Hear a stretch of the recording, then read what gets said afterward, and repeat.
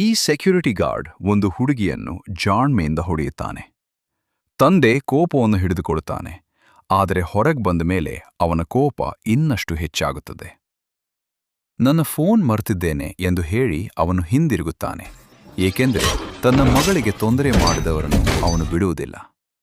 ಸ್ವಲ್ಪ ಸಮಯದಲ್ಲೇ ಹಚ್ ಪೊಲೀಸ್ ಸ್ಟೇಷನ್ಗೆ ಕರೆದೊಯ್ಯಲ್ಪಡುತ್ತಾನೆ. ನಾನು ಈ ಪಟ್ಟಣವನ್ನು ನಡೆಸುತ್ತೇನೆ ಎಂದು ಡೆಪ್ಯೂಟಿ ಚೀಫ್ ಎಚ್ಚರಿಕೆ ನೀಡುತ್ತಾನೆ. ಹಚ್ ಶಾಂತವಾಗಿ ಹೇಳುತ್ತಾನೆ, ಮೊದಲಿಗೆ ಅವರು ನನ್ನ ಮಗಳನ್ನು ಹೊಡೆದರು, ಆದರೆ ಪೊಲೀಸರು ಇದನ್ನು ಬಿಡಲು ಸಿದ್ಧರಿಲ್ಲ, ಏಕೆಂದರೆ ಅವರು ರಕ್ಷಿಸುವ ಗೂಂಡಾಗಳು ಇದರಲ್ಲಿ ಸೇರಿದ್ದಾರೆ. ಮುಂದಿನ ದಿನ ಯಾರೋ ಅವರನ್ನು ಹಿಂಬಾಲಿಸುತ್ತಿದ್ದಾರೆ ಎಂಬ ಅನುಮಾನ ಹಚ್ಗೆ ಬರುತ್ತದೆ. ತನ್ನ ಕುಟುಂಬವನ್ನು ದೂರ ಕಳುಹಿಸಿ ಅವನು ಒಬ್ಬನೇ ದುಷ್ಟ ಪೊಲೀಸರನ್ನು ಎದುರಿಸುತ್ತಾನೆ.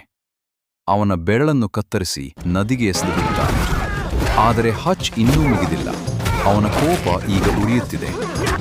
ಇವನು ಸಾಮಾನ್ಯ ವ್ಯಕ್ತಿಯಲ್ಲ ಎಂದು ದುಷ್ಟ ಪೊಲೀಸ್ ಎಚ್ಚರಿಕೆ ಕೊಡುತ್ತಾನೆ. ನಂತರ ಹಚ್ ಮಬ್ ಹಣ ಇಟ್ಟಿರುವ ಗೋದಾಮಿಗೆ ಬರುತ್ತಾನೆ. ಸಮಾಧಾನಕ್ಕೆ ಕರೆ ಕೊಡುವನು, ಆದರೆ ಅದನ್ನು ತಳ್ಳಿ ಹಾಕಲಾಗುತ್ತದೆ. ಹಚ್ ಎಲ್ಲಾ ಹಣಕ್ಕೆ ಬೆಂಕಿ ಹಚ್ಚುತ್ತಾನೆ. ಸಂಪೂರ್ಣ ಗೋದಾಮೆ ಭಸ್ಮವಾಗುತ್ತದೆ. ನಷ್ಟ ಎಷ್ಟು? ಎಲ್ಲವೂ ಹೋಗಿದೆ. ಈಗ ಮಬ್ ಬಾಸ್ ಕೋಪದಿಂದ ಉರಿಯುತ್ತಾಳೆ. ಹಚ್ ಅನ್ನು ಕೊಲ್ಲಲು ಎಲ್ಲರನ್ನೂ ಕಳುಹಿಸುತ್ತಾಳೆ.